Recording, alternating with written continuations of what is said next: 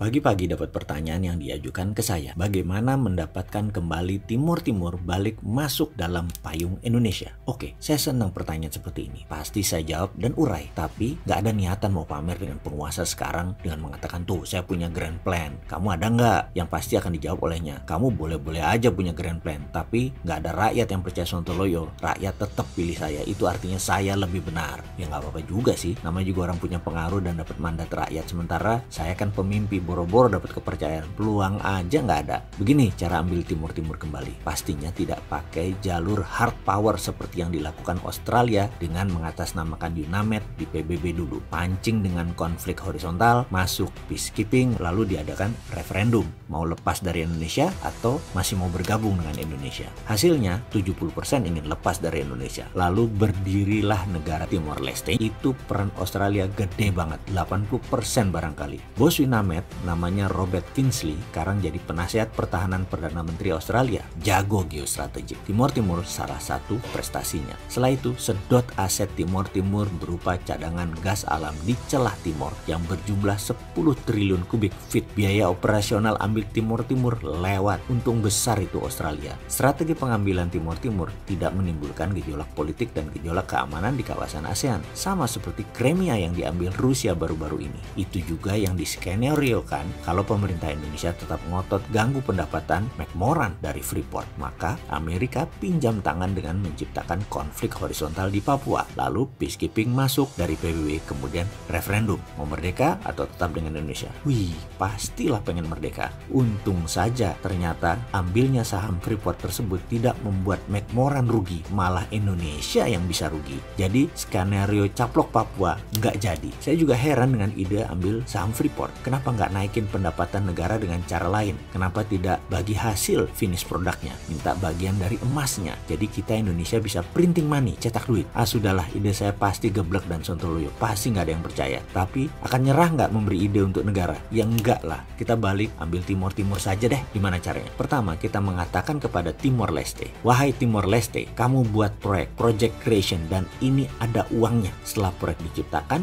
kita Indonesia menyiapkan pendanaan, pakai pinjaman tentunya. Kita harus untung dari cost of fund. Jangan terlalu tinggi, nanti mencekik. Jangan terlalu rendah, nanti Timor Leste-nya profit. Bikin Timor Leste jangan hidup tapi jangan mati, itu prinsipnya. Lalu, proyek itu harus dapat sovereign guarantee atau jaminan negara. Jaminan B2B, business to business, nggak bisa ngikat APBN Timor Timur. Boleh semi sovereign garansi, yaitu pakai BUMN Timor Timur. Karena BUMN kan punya negara. Kalau default gagal bayar, ambil jaminan negaranya. Pokoknya jangan swasta Timor Timur aja yang punya proyek. Jadi pihak Indonesia akan menyiapkan pinjaman, permesinan, tenaga kerja, konstruksi, operation, dan maintenance. Pastikan profit harus pihak Indonesia dulu yang ambil. Proyek harus di stretch, ditarik panjang, harus multi-year, bikin sampai 20 tahun kalau perlu pengembaliannya. Jangan 5 tahun balik modal, supaya Timor Timur kekunci terus. Jadi begitu proyek jalan, maka Timor Leste akan mulai kita ambil uangnya. Pertama, bunga pinjaman. Kedua, pokok pinjaman. Ketiga, profitnya. Keempat, biaya rutin perbaikan dan pemeliharaan. Kelima, tenaga kerja operasionalnya. Keenam, jangan lupa asuransinya, harus asuransi Indonesia. Pokoknya sampai residual derivatif, barang sisa kecil-kecil,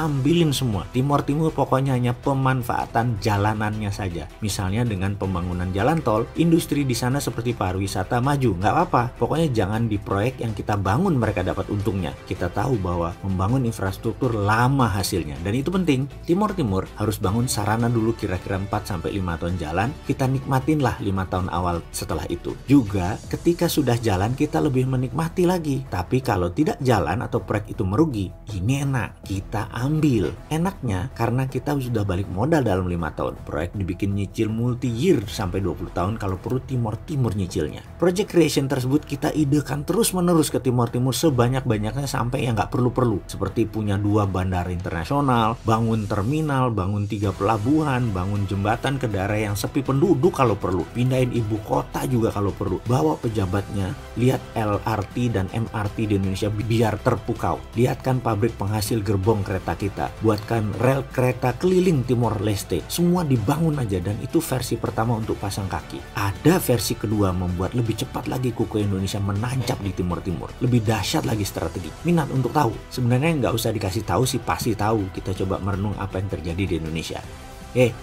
Ayo fokus di video ini, jangan ngebayangin yang enggak-enggak. Itu pikiran jangan ke arah kok kayaknya Indonesia sekarang kejebak Cina ya. Ngawur kowe. Enggak, Indonesia tidak kemakan dengan Cina. Enak aja kamu ngomong kayak gitu. Cina berusaha melakukan apa yang kita lakukan ke timur-timur, tapi nggak terlalu berhasil. Jago pejabat kita tidak terkecoh Cina. Jago banget, salut saya. Coba kalau saya jadi pemimpin, pasti kepleset ke perangkap jebakan Cina. Sudahlah, karena itu jangan pilih Mardigu, biar dia urus anak yatim aja.